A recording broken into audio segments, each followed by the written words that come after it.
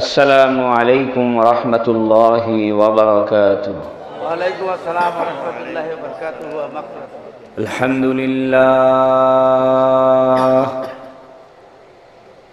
الحمد لله وكفى وسلام على عباده الذين اصطفى. الحمد لله الذي وحده والصلاة والسلام على من لا نبي بعده وبشانه قال جل وعلا إن الله وملائكته يصلون على النبي يا أيها الذين آمنوا صلوا عليه وسلموا تسليما. درود إبراهيم পড়েন اللهم صل على محمد وعلى آل محمد كما صليت على إبراهيم وعلى آل إبراهيم إنك حميد مجيد. اللهم بارك على محمد وعلى آل محمد كما باركت على إبراهيم وعلى آل إبراهيم إنك حميد مجيد. أما بعد فقد قال جل وعلا اتل ما أوحي إليك من الكتاب وأقم الصلاة إن الصلاة تنهى عن الفحشاء والمنكر ولذكر الله أكبر. وقال النبي صلى الله عليه وسلم من تمسك بسنتي عند فساد أمتي فله أجر 100 شهيد. আলহামদুলিল্লাহ, গাইবান্ধা ইমাম ও ওলামা পরিষদের উদ্যোগে 2 দিনব্যাপী তাফসিরুল কোরআন মাহফিলের আজকের প্রথম রজনীর মোহতারাম সভাপতি ফজলে রাব্বি সাহেব এবং হযরত ওলামায়ে কেরাম, আমার সামনে বসা অত্র এলাকার দিনদার পরহেজগার মুরব্বিয়ানে কেরাম, আমার যুবক ভাইরা এবং পর্দার আড়ালে আমার মা ও বোনেরা, আল্লাহ তাবারাক ওয়া তাআলার বড় মেহেরবানি যে আল্লাহ রাব্বুল ইজ্জত আজকে জুমার রাত্রিতে, দোয়া কবুল হওয়ার রাত্রিতে, কোরআন ও হাদিসের এক মজলিসে আমাদেরকে আসার বসার তৌফিক দান করেছেন। এই জন্য দিল থেকে শুকরিয়া আদায় করে বলুন আলহামদুলিল্লাহ। আপনারা সবাই কেমন আছেন? মন ভালো আছে? জোরে একটা তাকবীর দেন যাতে বোঝা যায় আজ আপনারা সবাই জেগে আছেন, ভালো আছেন। নারায়ে তাকবীর, নারায়ে তাকবীর, মাশাআল্লাহ। ভাইরা আমার, বেশি ওয়াজ শোনা হলো কিন্তু আমল হলো না, ওই ওয়াজের কোনো দাম আছে? বরং ওয়াজ কম হোক, আমল বেশি হোক। জোরে বলেন ঠিক কিনা? ভাইরা আমার, আল্লাহ পাক আমাদেরকে দৈনন্দিন 5 ওয়াক্ত নামাজের হুকুম দিয়েছেন। কয় ওয়াক্ত? 5 ওয়াক্ত। সকালবেলা একটা নামাজ আছে, এই নামাজের নাম কি? ফজর, মাশাআল্লাহ। দুপুরে একটা নামাজ আছে, এটার নাম কি? জোহর। বিকালে একটা আছে, কি নাম? আসর। সন্ধ্যার সময় একটা আছে, কি নাম? মাগরিব। রাতের বেলা একটা নামাজ পড়ে, এর নাম কি? এশা। আমি আপনাদের সামনে আল্লাহ তৌফিক দান করলে 5 ওয়াক্ত নামাজের 5টি রহস্য বলে আখির মোনাজাত করে দেব ইনশাআল্লাহ। সময় বেশি নেওয়া হবে না, যেহেতু আমরা অনেকেই 5 ওয়াক্ত নামাজ পড়ি, তো এই কথাটা জানলে নামাজের ভিতরে আরেকটু তৃপ্তি লাগবে, মজা লাগবে, যে আমি আমার ফজর, জোহর, আসর, মাগরিব, এশা এই 5 ওয়াক্ত নামাজ কেন 5 সময় ফরজ করা হলো, এই রহস্যটা জানলে আমাদের ইবাদতে তৃপ্তি হবে। জোরে বলেন ঠিক কিনা? ভাইরা আমার, দৈনন্দিন রাত আর দিন মিলে 5 ওয়াক্ত নামাজ মানুষের জীবনও 5 ভাগে বিভক্ত। কয় ভাগে বিভক্ত?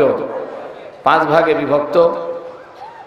মানুষের জীবনটা শুরু হয় মায়ের পেটের থেকে ভূমিষ্ঠ হওয়ার মাধ্যমে, জন্মের মাধ্যমে। খুব খেয়াল করে দেখেন, আমরা যখন মায়ের পেটের থেকে ভূমিষ্ঠ হয়েছি সেই সময়টা, সেই অবস্থাটা চিন্তা করেন। মায়ের পেটের অন্ধকার থেকে আল্লাহ পাক দুনিয়ার আলো বাতাসে নামিয়ে দিয়েছেন। জোরে বলেন ঠিক কিনা? ফজরের নামাজটাও সেরকম। খুব ভালো করে চিন্তা করে দেখেন, রাতের অন্ধকার শেষ হয়ে গেলে আস্তে করে যখন দিনের আলো বাতাস শুরু হবে, সূর্য এখনো ওঠে নাই, ওঠা ওঠা ভাব, রাত আর দিনের মাঝখানে নামাজটার নাম হলো ফজরের নামাজ। মানুষের জীবনে একটা ফজরের নামাজের সময় চলে যায়। মানুষকে আল্লাহ পাক মায়ের পেটের অন্ধকার থেকে পৃথিবীর আলো বাতাসের মুখ দেখাইলো, ভূমিষ্ঠ করে দিল, মানুষ জন্মগ্রহণ করলো। ফজরের নামাজের সময়টাও সেরকম। রাতের অন্ধকার শেষ হলো, দিনের আলো শুরু হবে ভাব, ওই সময় ফজরের নামাজ। আপনি বলতে পারেন, হুজুর ফজরের নামাজের সময়ের সাথে জন্মের কেমনে সম্পর্ক হতে পারে? আমি বলি, শুনে রাখেন, মায়ের পেটের অন্ধকারের সঙ্গে রাতের অন্ধকারের তুলনা করা চলে। রাতের অন্ধকার শেষ হলে যেমন নাকি দিন শুরু হয়, মায়ের পেটের অন্ধকার শেষ হলে মানুষের জীবন শুরু হয়। জোরে কোন ঠিক কিনা? রাতের অন্ধকার শেষ হলে দিন আরম্ভ হয়ে যায়, মায়ের পেটের অন্ধকার শেষ হলে জীবন শুরু হয়ে যায়। তাই সুফিয়ায়ে কেরাম বলে, আল্লাহর ওলিগণ বলে, যে ব্যক্তি ফজরের নামাজটা আদায় করে সে যেন তার জন্মের শুকরিয়া আদায় করে দেয়। আল্লাহু আকবার। ভাইরা রে আমার, প্রত্যেক দিন ফজরের নামাজ আমাদেরকে জন্মের দিকে ইঙ্গিত করে। ফজরের নামাজের সময়ের সঙ্গে মানুষের জন্মের সময়ের একটা সুসম্পর্ক আছে। রাতের অন্ধকার শেষ হয়ে গেল, দিন শুরু হচ্ছে, ওই সময় ফজরের নামাজ। মানুষের জন্ম সেরকম, মায়ের পেটের অন্ধকার শেষ হয়ে মানুষের জীবনটা নতুন করে শুরু হলো, মানুষ মায়ের পেটের থেকে ভূমিষ্ঠ হলো। এই জন্য আল্লাহর ওলিগণ বলেন, যে ব্যক্তি ফজরের নামাজটা আদায় করে সে যেন তার জন্মের সময়ের শুকরিয়া আদায় করে দেয়। সূর্য যখন পূর্ব আকাশে উদিত হলো, এরপরে আস্তে আস্তে সূর্যের তাপ বাড়ে না কমে? বাড়ে। খুব ভালো করে লক্ষ্য করেন, সূর্য যখন সকালবেলা উদিত হলো, পূর্ব আকাশে সূর্য উঠল, 1 ঘন্টা 2 ঘন্টা পার হইতেছে আর সূর্যের তেজ বৃদ্ধি পাচ্ছে।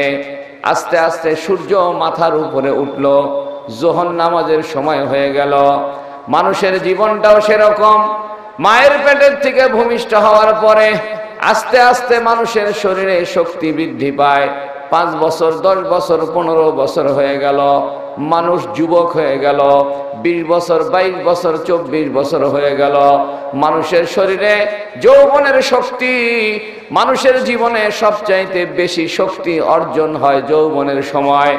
মানুষের জীবনে যেমন যৌবনের শক্তি আছে, দিনের বেলা সূর্যের মধ্যে সবচাইতে বেশি শক্তি হলো যোহর নামাজের সময়, দুপুর বেলা।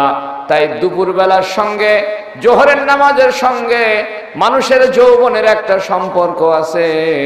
জোহরের নামাজের সময় যেমন সূর্যের সবচাইতে শক্তি বৃদ্ধি থাকে, মানুষের জীবনে যৌবনের সময়ও শক্তিটা সবচেয়ে বেশি থাকে।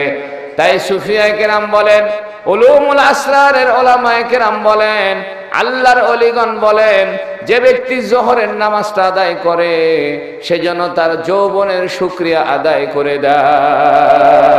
আল্লাহু আকবার। ভাইরা রে আমার, মানুষের জীবনের 5টা রহস্য আছে। 5 ওয়াক্ত নামাজের 5টা রহস্য আল্লাহ দিয়েছেন। ফজরের নামাজ মানুষের জন্মের দিকে ইঙ্গিত করে। ফজরের নামাজের সময়ের সঙ্গে মানুষের জন্মের একটা সম্পর্ক থাকে। জোহরের নামাজ হলো যৌবনের নামাজ। যৌবনের কালে যেমন মানুষের শক্তি বৃদ্ধি পায়, জোহরের নামাজের সময়ও সূর্যের শক্তি বৃদ্ধি পায়। তাই যে ব্যক্তি জোহরের নামাজটা আদায় করে সে যেন তার যৌবনের শুকরিয়া আদায় করে দেয়। আল্লাহু আকবার। যৌবনের কালটাই মূল রহস্য। মানুষ, হাদিস শরীফে রয়েছে, যে ব্যক্তি যৌবনকালে ইবাদত করে ওই লোক যদি বৃদ্ধকালে ইবাদতের সুযোগ নাও পায়, তবে যৌবনকালে যে ইবাদত করেছিল বৃদ্ধকালে অসুস্থ হওয়ার কারণে ওই ইবাদত না করতে পারলেও যৌবনের ইবাদতের সওয়াব বৃদ্ধকালে আমল না করলেও তার আমল নামায় সওয়াব দিয়ে দেয়। বলেন সুবহানাল্লাহ। আজকে আমরা যুবকেরা নিজেদের যৌবনকে নষ্ট করে ফেললাম। আমাদের যুবতী মা বোনেরা যাদেরকে আল্লাহ পাক একটু চেহারা সুন্দর দিছে, যুবতী হয়েছে, তার চেহারার রূপের বাহারে সে 36 বার ওড়না তোলে আর 40 বার ফালায়। জোরে কোন ঠিক কিনা? আসেনি আপনাদের দেশে? আমি বলি, এই যে গাইবান্ধা শহরে যদি কোনো কলাওয়ালা কোনো কলা বিক্রি করতে আসে আর চিল্লাইতেছে কলা নিবেন কলা, এক কাস্টমারে গেছে, কলাওয়ালা কি কলা আনছো দেখি তো দাও, তো কলা ডালি ভর্তি কলা, তো দেখে কলা যখন নামাইছে সবগুলো কলার চামড়া ছেলা। তা কাস্টমার একটা কলাও কিনবে নি। আর কাস্টমারে জিগায়, এই কলাওয়ালা কলা ছিলছো কেন? তো কলাওয়ালা বলতেছে, ভাই আপনার সুবিধার জন্য খালি কিনবেন আর পকাপক খাবেন। জোরে কোন ঠিক কিনা? আপনারা কি এই কলা কেউ কিনবেন? কাস্টমার বলে, কলা ছিলছো কেন? দোকানদার বলে, আপনার সুবিধার জন্য ছিলছি। কাস্টমার বলে, এত সুবিধা আমার দরকার নাই। কলা যখন ছিলছো কলাটা কালো হয়ে গেছে, ময়লা পড়ে গেছে, কলাটা নষ্ট হয়ে যাচ্ছে। আমার মা বোনেরা রে, খুব ভালো করে খেয়াল করেন, আল্লাহ পাক কলার উপরে কভার দিয়ে রাখছে, লিচুর উপরে আল্লাহ পাক পর্দা দিয়ে রাখছে, চামড়া দিয়ে রাখছে, আমের উপরে আল্লাহ পাক চামড়া দিয়া পর্দা দিয়ে রাখছে। আল্লাহ পাক বুঝাইতে চায়, ও বান্দা, সমস্ত দামি জিনিসকে আমি ঢেকে ঢুকে রাখলাম। আমার মা বোনেরা, আপনারা তো দরজার ভিতরে পর্দা লাগাইছেন, জানালার ভিতরে পর্দা লাগাইছেন, মোবাইলের স্ক্রিনের মধ্যে প্লাস্টিক মারছেন যাতে মোবাইলের মধ্যে দাগ না লাগে। আমার মা বোনেরা রে, আল্লাহ পাক আপনাকে দামি করে দুনিয়াতে পাঠিয়েছেন। দুনিয়ার সমস্ত নবী রাসূলকে মহিলাদের পেটের ভিতর দিয়ে দুনিয়াতে আল্লাহ আনছে। দুনিয়ার কোনো মানুষের ক্ষমতা নাই মহিলাদের পেট ছাড়া দুনিয়াতে আগমন করতে পারে। আল্লাহু আকবার। আমার মা বোনদেরকে আল্লাহ পাক এত বড় দামি করে বানিয়েছেন। মা বোনদের নামে কোরআনুল কারীমে 2টা সূরা আল্লাহ নাজিল করেছেন, একটা সূরা নিসা আর একটা সূরা মারইয়াম। আমার মা বোনেরা রে, আপনারা হলেন মানুষ তৈরির মাধ্যম। দুনিয়াতে কোনো মানুষ আসতে পারবে না মহিলাদের পেটের মাধ্যম ছাড়া। আমার মা বোনেরা হলো মানুষ তৈরির রাস্তা। আপনারাই বলেন দেখি, ওই মা বোনদের শরীরটা বোরকা দিয়ে ঢেকে রাখার দরকার আছে কিনা? আল্লাহ পাক বলেন, ওয়াকারনা ফি বুয়ুতিকুন্না ওয়ালা তাবাররাজনা তাবাররুজাল জাহিলিয়াতিল উলা। আল্লাহ বলেন, ও নবীর স্ত্রীগণ, ও দুনিয়ার মুমিন মুমিনাতগণ, তোমরা বাড়ির মধ্যে থাকো। ওয়ালা তাবাররাজনা, বের হইও না, ঢং ঢং করে বের হইও না। তাবাররুজাল জাহিলিয়াতিল উলা, জাহেলি যুগের মেয়েদের মতো ঢং করে বেপরদায় রাস্তায় বাহির হইও না। ভাইরা আমার, পর্দা করা ফরজ। নামাজ পড়া যেমন ফরজ, পর্দা করাও ফরজ।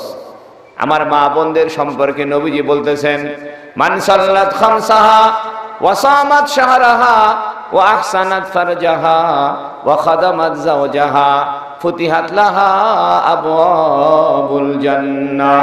নবীজি বলেন, যে মহিলা 5 ওয়াক্ত নামাজ আদায় করবে, মান সাল্লাত খামসাহা ওয়া সামাত শাহরাহা, রমজান মাসের রোজাটা ঠিক মতো রাখবে, ও আহসানাত ফারজাহা, যে মহিলা তার গুপ্তাঙ্গের হেফাজত করবে, তার যৌনতার হেফাজত করবে, পর্দা পুশিদার খেয়াল রাখবে, ওয়া খাদামাত জাওজাহা, তার স্বামীর খেদমত করবে, ফুতিহাত লাহা আবওয়াবুল জান্নাহ, ওই মহিলার জন্য জান্নাতের 8 দরজা খুলে দেওয়া হয়। আল্লাহু আকবার।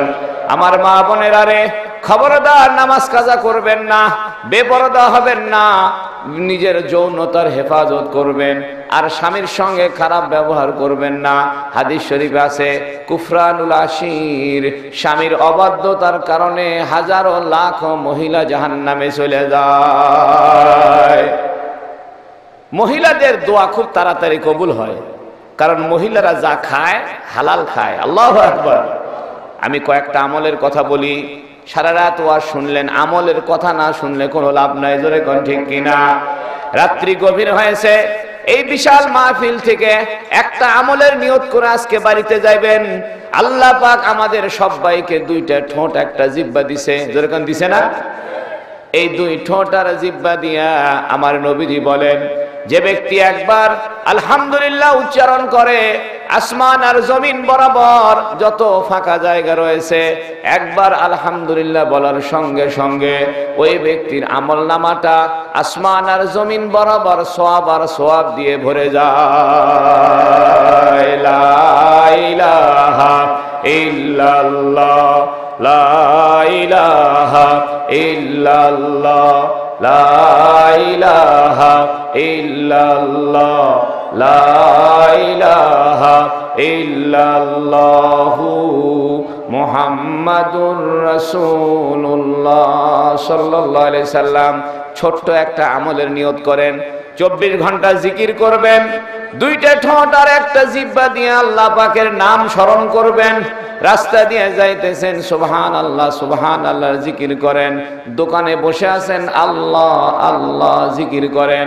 আমার ছাত্র ভাইরা, স্কুলে যাইতেছো, কলেজে যাইতেছো, জবানটারে বসায় রাখিও না, এই জবান দিয়ে আল্লাহ আল্লাহ জিকির করো।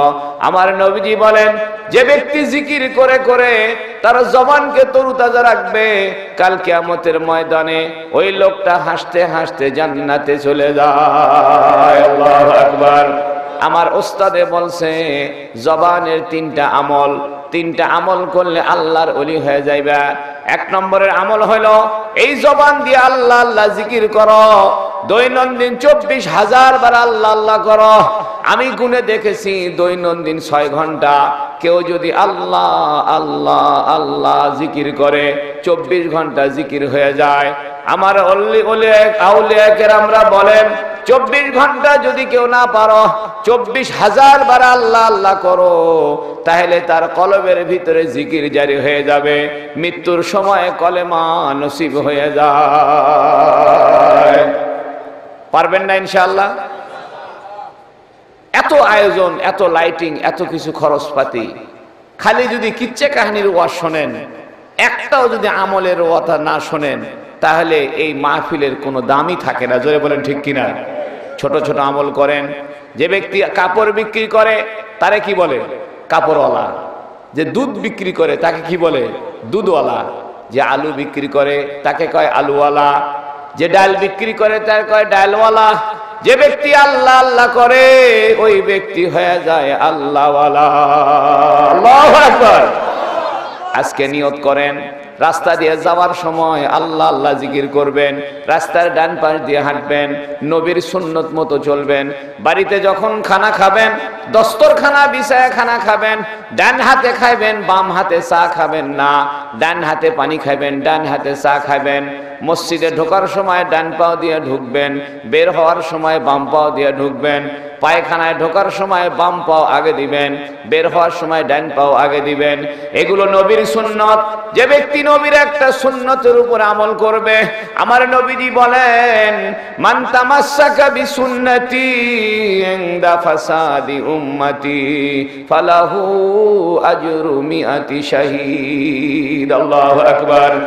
আমার নবীজি বলতেছেন, যে কোনো এক ব্যক্তি যদি নবীর একটা সুন্নতের উপরে আমল করে, রাস্তার ডান পাশ দিয়ে চলে, বাড়িতে যায় স্ত্রীকে সালাম দেয়, স্বামীকে সালাম দেয়, ছোট ভাইকে সালাম দেয়, হাদিস শরীফের মধ্যে আছে আফসুস সালাম, তোমরা সালামের প্রচলন করো, রাস্তাঘাটে সালাম দাও, বড়কে সালাম দাও, ছোটকে সালাম দাও, বয়স্ককে সালাম দাও, যুবককে সালাম দাও। যে ব্যক্তি আগে সালাম দিবে আল্লাহ তার আমলনামার ভিতরে 90টা সওয়াব লিখে দেয়। যে ব্যক্তি আগে সালাম দিবে আল্লাহ তাকে অহংকার মুক্ত করে দিবে। কিতাবের ভিতরে লিখে যে ব্যক্তি বেশি বেশি সালাম দেয় আল্লাহ পাক তাকে কিয়ামতের ময়দানে সালাম দিয়া জান্নাতে ঢুকায় না। তিনটা আমল করবেন বাপজান। এক নম্বর আমল হলো জবান দিয়ে জিকির করবেন। 3টা দিন জিকির করে দেখেন কেমন লাগে, কলবের ভিতরে কেমন মজা লাগে, সেজদা দিতে মজা লাগবে, আল্লাহর কাছে হাত তুললে চোখ দিয়ে পানি আসবে, জিকির করলে পরে কলবের ভিতরে নূর পয়দা হয়, জবানের ভিতরে নূর পয়দা হয়। আমার মা বোনেরা বাড়িতে বসে বসে ভাত রান্না করতেছেন, আল্লাহু আল্লাহ আল্লাহু আল্লাহ জিকির করবেন। আমার মা বোনেরা বাড়িতে বসে বসে তরকারি কাটতেছেন, জবানটারে বসায় রাখবেন না, আলু কাটতেছেন, জবানটারে বসায় রাখবেন না, কাপড় ধুইতেছেন, 24 ঘন্টা আল্লাহ আল্লাহ জিকির করা যায়। জিকির করার জন্য ওযু করতে হয় না, দাঁড়ায় দাঁড়ায় জিকির করা যায়, বসে বসে জিকির করা যায়, বিনা ওযুতেও জিকির করা যায়। 2টা সময় জিকির করা যায় না, একটা হলো পায়খানা পেশাবের সময়, আর একটা হলো রাতের বেলা স্ত্রী সহবাসের সময়। জোরে কোন ঠিক কিনা? আমার উস্তাদে বলেন 3টা আমল করবে আল্লাহর ওলি হয়ে যাবে। 1 নম্বর আমল জবান দিয়ে জিকির। 2 নম্বরের আমল মিথ্যা কথা বলবে না। হাদিস শরীফের মধ্যে আছে আল কিযবু রাসু কুল্লি খাতিয়া, মিথ্যা হলো সকল পাপের মূল। মিথ্যা কথা ছেড়ে দেন। আজকাল মোবাইল হইয়া মানুষ মিথ্যা কথা আর ইচ্ছা করে বলে। জোরে কোন ঠিক কিনা? মানুষ বাড়িতেই বসে আছে, ফোন করছে, ভাই কোথায়? কয় ভাই আমি তো নাই, আমি ঢাকা গেছি। টাকা দেওয়ার ভয়ে সে মিথ্যা কথা বলে। জোরে কোন ঠিক কিনা? মিথ্যা কথা বলবেন না। মিথ্যা কথা বললে পরে জবানের ধার নষ্ট হয়ে যায়। যে বটির মধ্যে ধার নাই ওই বটি দিয়ে তরকারি কাটা যায় না, যে চাকুর মধ্যে ধার নাই ওই চাকু দিয়ে কিছু কাটা যায় না। যে জবানের মধ্যে মিথ্যা কথা, ওই জবান দিয়ে আল্লাহর দরবারে দোয়াও কবুল হয় না। জবানের সঙ্গে 3টা জিনিসের সম্পর্ক। একটা হলো জিকিরের সাথে, আরেকটা হলো জবানের সঙ্গে মিথ্যা কথা না বলা। মিথ্যা কথা বলবেন না, গীবত শিকায়ত করবেন না, জবানকে পবিত্র রাখবেন। 3 নম্বর জবান দিয়ে হালাল খাইতে হবে। আল্লাহু আকবার। হাদিস শরীফে আছে লা তাদখুলুল জান্নাতা জাসাদুন গুজিয়া বিল হারাম, জান্নাতের মধ্যে ওই শরীরটা যাবে না যে শরীর হারাম মাল দিয়ে লালিত পালিত হয়েছে। সুদি কারবারি করবেন না, ঘুষ খাবেন না, সুদ খাবেন না। ও ভাইরারে আমার, 2 নম্বর জিনিস খাইলে পরে কলিজা নষ্ট হয়ে যায়। সুদি কারবারি করলে পরে কলিজাটা নষ্ট হয়ে যায়। হাদিস শরীফের মধ্যে আছে যে ব্যক্তি সুদ খাইলো নাউজুবিল্লাহ, সে যেন তার মায়ের সঙ্গে জেনা করার গুনাহ করে দিল। এক ছেলে বাম হাতে চা খায়, ডান হাতে গোল্লিপ খায়। আসেনি গাইবান্ধা? এক টান মারিয়া গোল্লিপের অর্ধেক চাই। তো দোস্তটা কইতেছে, বন্ধু কি খবর? কয় মন টন খারাপ, চা খাইতেছি আর গোল্লিপ খাইতেছি। একটু পরে আরেকজন কইতেছে, দোস্ত ওই গোল্লিপ খায় তো কাম হবে না, তোমার জন্য ভালো জিনিস আনছি। কয় কি আনছো? এক কাগজের মধ্যে শুকনা শুকনা পাতা, খালি ডলে আর ডলে। আসেনি আপনাদের দেশে? একটা সিগারেট কিনে ঘুরায় ঘুরায় মাল মশলা যা ছিল সব ফালাই দিছে, দেয়ার ভিতরে খালি ওই পাতা ঢুকায়। আর কয় গাঁজা খায় রাজা, মারো জোরে টান শক ফক ফকা। জোরে কোন ঠিক কিনা? একটার নারে কয় গাইবান্ধা আমার আছে, 2টার নারে কয় আমি এই দেশের রাজা। ও যুবক ভাইরা, গাঁজা খায় শান্তি পাবে না, ফেনসিডিল খায় শান্তি পাবে না, বাবা খায় শান্তি পাবে না। আল্লাহ পাক শান্তি রাখছে জিকিরের ভিতরে। আলা বিযিকিরিল্লাহ, এ বান্দা আল্লাহর জিকির করো, তাতমাইন্নুল কুলুব, আল্লাহ তোমাদের দিলের ভিতরে মজা ঢুকায় দিবে, শান্তি আর ইতমিনান ঢুকায় দিবে। আল্লাহ শান্তি রাখছে মসজিদের ভিতরে। আমি কসম করে বলি, একটা দিন মসজিদে যাও, ডান পাও দিয়ে মসজিদে ঢোকো, আল্লাহুম্মা আফতাহলি আবওয়াব রাহমাতিক, এই রহমতের দোয়াটা পড়ে মসজিদে ঢোকো, তোমার দিলের সকল অশান্তি আল্লাহ দূর করে দেয়। নামাজ কয় ওয়াক্ত? 5 ওয়াক্ত। ফজরের নামাজ আমাদের জীবনের জন্মের দিকে ইঙ্গিত করে, জোরে বলেন ঠিক কিনা? জোহরের নামাজ যৌবনের দিকে ইঙ্গিত করে। আল্লাহু আকবার। আচ্ছা, যৌবনের পরে মানুষের আস্তে আস্তে শক্তি বাড়ে না কমে? কমে। কমতে কমতে বুড়া হয়ে যায়। খুব ভালো করে খেয়াল করেন, যোহর নামাজের সময় যে সূর্য উদিত হয়েছিল, এই সূর্যটার ভিতরে কত শক্তি ছিল, কত বড় তাপ আর কত আলো ছিল। যখন 2 ঘন্টা 3 ঘন্টা চলে গেল, বিকাল হয়ে গেল, সূর্যের আর আগের মতো তেজ নাই, আর আগের মতো রোদের তাপ নাই। সূর্য আস্তে আস্তে বার্ধক্যে পরিণত হয়ে গেল। মানুষের জীবনটাও সেরকম। যৌবন পার হয়ে গেলে আস্তে করে বার্ধক্য চলে আসে। যোহরের নামাজের পরে দিয়ে আস্তে করে আসরের নামাজ, ওই সময়ও সূর্যের মধ্যে তত তেজ থাকে না। বুড়া মানুষের শরীরে যেমন শক্তি কমে যায়, আসরের নামাজের সময় সূর্যের তেজ কমে যায়। তাই যে ব্যক্তি আসরের নামাজটা আদায় করে, ওই ব্যক্তি যেন তার বার্ধক্যের শুকরিয়া আদায় করে দেয়। আল্লাহু আকবার। 5 ওয়াক্ত নামাজের 5টা রহস্য বলতেছিলাম। ফজরের নামাজ আমাদের জন্মের দিকে ইঙ্গিত করে, যোহরের নামাজ আমাদের যৌবনের দিকে ইঙ্গিত করে, আসরের নামাজ আমাদের বার্ধক্যের কথা বলে। ও বুড়া মানুষেরা, অনেক মানুষ এখনো নামাজ পড়া শুরু করে নাই, এখনো দাড়ি রাখা শুরু করে নাই। দাড়ি রাখতে শরম করে। দাড়ি রাখা ওয়াজিব। দাড়ি কাটলে পরে 24 ঘন্টা কবিরা গুনাহ হবে। এই মাহফিল দিকে নিয়ত করেন, এখন থেকে আর কেউ দাড়ি কাটবো না। নবীর সুন্নতের উপরে ছুরি চালাইবেন না। মুসলমান পরিচয় দিতে হবে, মুসলমানের পোশাকে পরিচয় থাকবে। মুসলমান টুপি মাথায় দিবে, পাঞ্জাবি পরবে, মুখের মধ্যে দাড়ি রাখবে। যে মানুষ দাড়ি রাখে না, ওই মানুষের 24 ঘন্টা কবিরা গুনাহ হয়। এক মুষ্টি দাড়ি রাখতে হয়। দাড়ি ছোট করলে পরে কোনো লাভ নাই। এক মুষ্টির নিচে দাড়ি রাখলে কবিরা গুনাহ হবে। দাড়িটা এক মুষ্টি বরাবর রাখতে হবে। জোরে বলেন সুবহানাল্লাহ।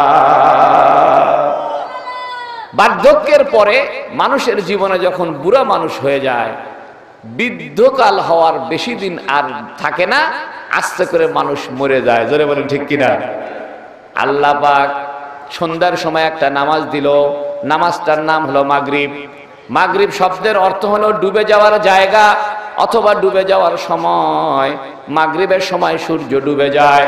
আল্লাহ বুঝায়, বান্দা দেখো, ফজরের নামাজের সময় সূর্য উদিত হয়েছিল, এটা ছিল সূর্যের জন্মকাল। এরপরে আমি আল্লাহ সূর্য দুপুর বেলা মাথার উপরে তুলেছিলাম, এটা ছিল সূর্যের যৌবনকাল। এরপরে আস্তে করে সূর্য ঢলায় দিলাম, এটা হলো সূর্যের বার্ধক্যের কাল। আর আসরের নামাজের ঘন্টা 1.5 পরে আস্তে করে সূর্য ডুবে যায়, পশ্চিম দিকে সূর্য ডুবে যায়। মানুষের জীবন নামক সূর্য একদিন ডুবে যাবে।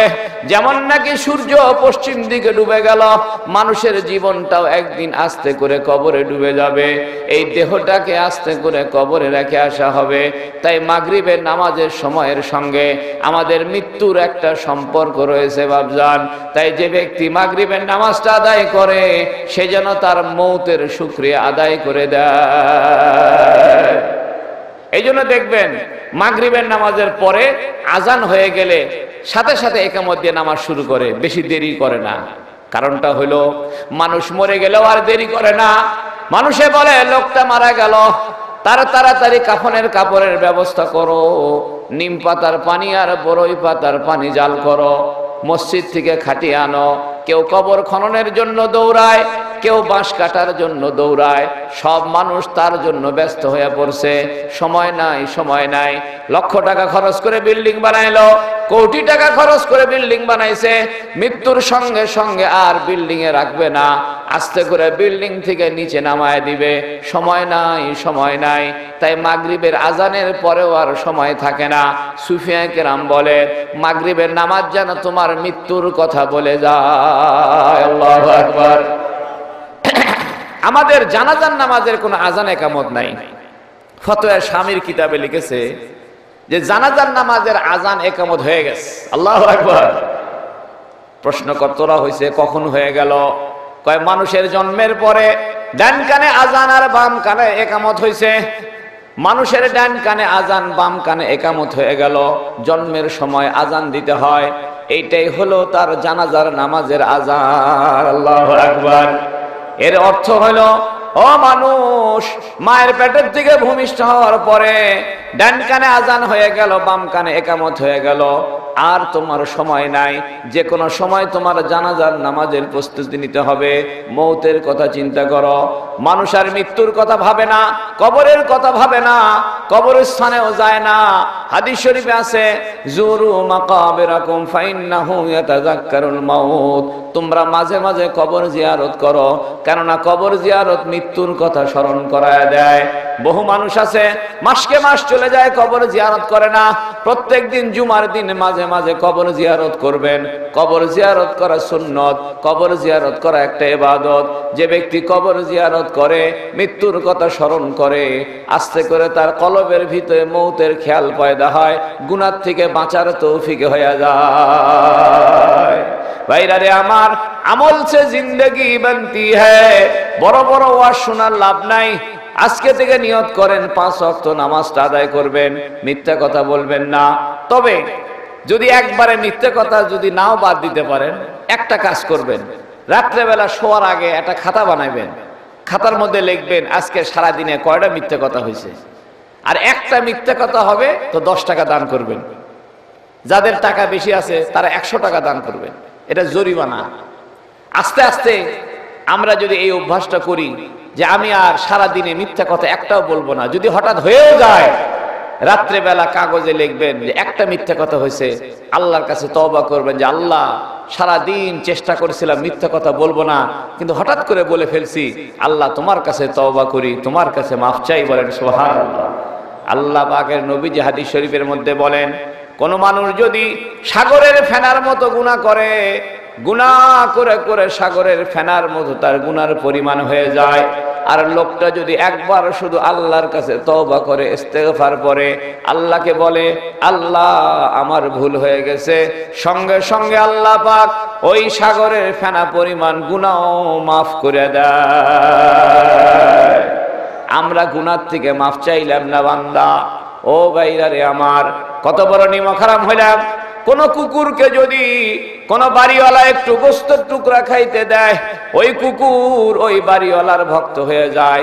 কোন বিড়ালকে যদি কোন বাড়িওয়ালা মাছের কাঁটা খাইতে দেয়, ওই বিড়াল মেও মেও করে আর বাড়ির মধ্যে ঘুরপাক খায়। যতই লাঠি দিয়ে মারে, বিড়ালটা ভাগে না। আল্লাহ পাক আপনাকে আমাকে কত কিছু খাওয়াইলো। ওয়ানজালা মিনাস সামাই মাআ, আল্লাহ পাক আসমান থেকে বৃষ্টির পানি দিল। ফাখরাজা বিহি মিনাস সামারাতি রিজকাল লাকুম, ওই আসমানের পানি আমাদের জমিনে পড়ে, অতঃপর আল্লাহ পাক জমিন থেকে আমাদের খাবারের ব্যবস্থা করে দেয়। আল্লাহু আকবার। আল্লাহ পাক বলেন, আনতুম তাখলুকুনাহু আম নাহনুল খালিকুন। আল্লাহু আকবার। হে বান্দা, তোমরা বানাইছো নাকি আমি বানাই? আনতুম তাজরাউনাহু আম নাহনুজ জারিউন। কিসের বাহাদুরি করো? এখনই মরে গেলে পরে কবরের মধ্যে নামায় রাখে আসা হবে। এখনই মারা গেলে তোমার টাকা পয়সা গাড়ি বাড়ি সব দুনিয়ার বুকে পড়ে থাকবে। তাই মাগরিবের নামাজ তোমার আমার জীবনের মৌতের ইঙ্গিত করে। কয় ওয়াক্ত নামাজ গেল? 4 ওয়াক্ত গেছে। দেখি মনে আছে নাকি আপনাদেরকে বলি, ফজরের নামাজ কোন দিকে ইঙ্গিত করছে? জন্মের দিকে। মাশাআল্লাহ। জোহরের নামাজ যৌবন, আসরের নামাজ কি বলে? বার্ধক্য। মাশাআল্লাহ। মাগরিবের নামাজ কি বলে? মৃত্যু। দেখেন 5 ওয়াক্ত নামাজের 5টা রহস্য বয়ান করছে ওলামায়ে কেরাম। এগুলো আমার কথা না, কিতাবে আছে, আমি পড়ে পড়ে বলে দিলাম। এখন কোন নামাজ বাকি আছে? এশার নামাজ। এশার নামাজের রহস্যটা ভালো করে বুঝেন।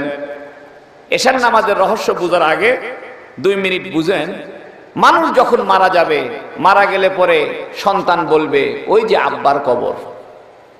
সন্তানরা মারা গেলে নাতিরা যদি বেঁচে থাকে, নাতিরা বলবে ওই যে আমার দাদার কবর।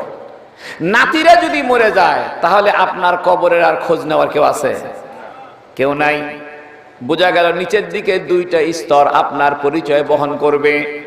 আপনি মরে গেলে আপনার ছেলেরা বলবে আব্বা ছিল আমার একজন। আপনার ছেলেরা মরে গেলে নাতিরা বলবে আমার দাদা ছিল। নাতিরা মরে গেলে আর আপনার কেউ খোঁজ নেওয়ার নাই। নিচের দিকে 2টা জেনারেশন পার হলে আপনি শেষ। আপনি অন্ধকারে হারায়া যাবেন, কেউ আপনাকে চিনবে না। উপরের দিকে তাকান, যদি জিজ্ঞেস করা হয় আপনার আব্বার নাম কি, সবাই বলবে আমার আব্বার নাম অমক। যদি বলা হয় তোমার দাদার নাম কি, বলবে আমার দাদার নাম অমক। যদি বলা হয় দাদার বাপের নাম কি, আর পাবে না। জোরে কোন ঠিক কিনা? দাদার বাপের নাম কি জানে না, তার উপরে বাপের নাম কি জানে না। এর দ্বারা বোঝা যায় মানুষ উপরের দিকে 2টা স্তর পর্যন্ত মনে রাখে। বাপের কথা মনে রাখে আর দাদার কথা মনে রাখে। দাদার উপরে আর কেউ খোঁজ খবর নেয় না। আল্লাহ বুঝায় বান্দা দেখো তোমার 4 ওয়াক্ত নামাজ চলে গেল, নিচের দিকে 2 স্তর, উপরের দিকে 2 স্তর, 2 2 4। তুমি যখন মরে যাইবা তোমার ছেলেরা থাকলে বলবে ওই যে আব্বার কবর আছে ওইখানে। তোমার ছেলেরা মরে গেলে নাতিরা আর বলবে দাদার কবর। এরপরে আর তোমার কেউ খোঁজ নিবে না। তুমি দুনিয়া থেকে অন্ধকারে হারায় যাইবা। এশার নামাজটাও রাতের অন্ধকারে পড়তে হয়। ওলামায়ে কেরাম বলেন এশার নামাজের সাথে যেমন অন্ধকারের সম্পর্ক, মানুষের মৃত্যুর পরে কিছুদিন যাওয়ার পরে ওই লোকটাও দুনিয়ার সঙ্গে অন্ধকারে হারায়া যায়। মৃত্যুর পরে অসংখ্য কিয়ামত পর্যন্ত সময়, দীর্ঘ সময় মানুষের আর কোনো দুনিয়াতে কানেকশন থাকে না। তাই যে ব্যক্তি এশারের নামাজটা আদায় করে ওই ব্যক্তি যেন তার মৃত্যুর পরবর্তী জীবনের শুকরিয়া আদায় করে দেয়। তাই কিতাবের ভিতরে লেখে যে ব্যক্তি এশার নামাজটা জামাতের সঙ্গে পড়ে আর ফজরের নামাজ জামাতে পড়ার নিয়ত করে ঘুমায়, ওই লোকটা সারা রাত অন্ধকারের মধ্যে ঘুমায়, কিন্তু তার আমল নামার ভিতরে নামাজের সওয়াব আর সওয়াব লেখা হয়। লা ইলাহা ইল্লাল্লাহ, লা ইলাহা ইল্লাল্লাহ, লা ইলাহা ইল্লাল্লাহ, লা ইলাহা ইল্লাল্লাহু মুহাম্মাদুর রাসূলুল্লাহ সাল্লাল্লাহু আলাইহি সাল্লাম। 5 ওয়াক্ত নামাজের 5টা রহস্য বলেছি, মনে আছে নি আপনাদের? আর জবানের 3 আমল। কয় আমল? 3 আমল। জিহ্বার সাথে সম্পর্ক 3টা আমলের। জিহ্বা দিছে আল্লাহ জিকির করার জন্য। এই জিহ্বা দিয়ে মিথ্যা কথা বন্ধ, আর জিহ্বা দিয়ে হালাল খাবেন, হারাম খাওয়া বন্ধ। কোন ব্যক্তি যদি জিহ্বার 3 আমল করে আল্লাহ পাক দুনিয়াতে তাকে আল্লাহর ওলি বানাবে, আখিরাতে জান্নাতি বানাবে। জোরে বলেন আমিন। আল্লাহ পাক আমাদের সবাইকে আমল করার তৌফিক দান করুক। ওয়া আখিরু দাওয়ানা আনিল হামদুলিল্লাহি রাব্বিল আলামিন। সবাই একটু দরুদ শরীফ পড়েন। আল্লাহুম্মা সাল্লি আলা মুহাম্মাদিন ওয়া আলা আলি মুহাম্মাদ কামা সাল্লাইতা আলা ইব্রাহিম ওয়া আলা আলি ইব্রাহিম ইন্নাকা হামিদুম মাজিদ। আল্লাহুম্মা বারিক আলা মুহাম্মাদিন ওয়া আলা আলি মুহাম্মাদ কামা বারাকতা আলা ইব্রাহিম ওয়া আলা আলি ইব্রাহিম ইন্নাকা হামিদুম মাজিদ। সবাই দোয়া করেন আল্লাহুম্মা আমিন। اللهم أنت السلام ومنك السلام وتباركت يا ذا الجلال والإكرام لا إله إلا الله وحده لا شريك له له الملك وله الحمد وهو على كل شيء قدير। আয় আল্লাহ, আজকে জুমার রাত্রিতে মাওলারে দোয়া কবুল হওয়ার রাত্রিতে, গভীর রাত্রি হয়েছে, তোমার নেককার বান্দারা বিছানা ছাড়া একটু পরে আস্তে করে তোমার দরবারে হাজিরা দিবে। আল্লাহ গাইবান্ধা জেলার ইমাম ওলামা পরিষদের উদ্যোগে আজকের আয়োজিত এই মাহফিলে যারা এসেছি আমরা, আল্লাহ মাইকের আওয়াজ যত দূর যায় আমাদের সকলের জিন্দেগীর সমস্ত গুনাহ খাতা মাফ করে দাও। আল্লাহ রে, এখনই যদি আজরাইল আসে, জানটা যদি কবজ করে নিয়ে যায়, এই দেহটার নাম হবে লাশ। আল্লাহ, সব খেল খতম হয়ে যাবে, দুনিয়ার সমস্ত কিছু বিচ্ছিন্ন করা আমাকে নিম পাতার পানি গরম করা আর বড়ই পাতার পানি জাল করা আমার আখেরি গোসলের ব্যবস্থা নেওয়া হবে। মসজিদ থেকে খাটিয়ে আয়না আমারে টান টান করে শোয়াই দিবে বাউলা। আস্তে করে আমার জানাজার নামাজটা পড়াবে।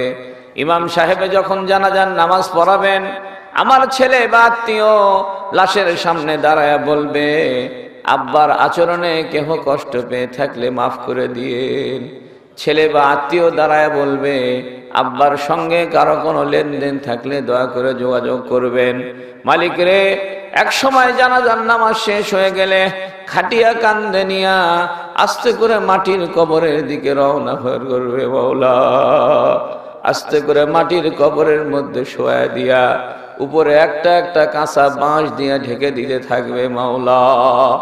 যে ব্যক্তি কবরের ভিতরে নাম ছিল আস্তে করে লাফ দিয়ে উপরে উঠে আসবে, বাঁশের পরে বাঁশ দিয়া চতুর্দিকে কাদা মাটি আর চাটাই দিয়া আমার কবরটা চিরদিনের জন্য অন্ধকার করে দিবে মাওলা। বন্ধু বান্ধব আত্মীয় স্বজন কেহ আর আমার সঙ্গে থাকবে না। রাত্রি গভীর হয়ে গেলে কোন সাপ যদি আমার গলা পেঁচায় ধরে মাওলা, আল্লাহ কবরের আযাব আমাদের মাফ করে দাও। আল্লাহ কবরকে দুই পাশ দিয়ে চাপ দিয়ে ধরিও না। মালিক রে, গুনাহ করে করে জিন্দগি বরবাদ করেছি, গুনাহ থেকে বাঁচতে পারি না, শয়তানের ধোকায় পড়ে বারবার গুনাহ করেছি মাওলা। আজকে গভীর রাত্রে জুমার রাত্রিতে এতগুলো আলেম ওলামাকে সাথে নিয়ে তোমার দরবারে তওবা করতেছি। আয় আল্লাহ, আর গুনাহ করতাম না। আল্লাহ, তুমি যদি আমার উপর রাগ হয়ে থাকো, তুমি যদি অসন্তুষ্ট হয়ে থাকো, আমি কোথায় যাব, কার দরবারে যাব? তুমি ছাড়া যে আমার যাওয়ার কোনো জায়গা নাই। মালিক রে, তুমি যদি মাফ না করো, কাল কিয়ামতের ময়দানে শিকল দিয়া বান্দা উলঙ্গ করে জাহান্নামে লাথি দিও না।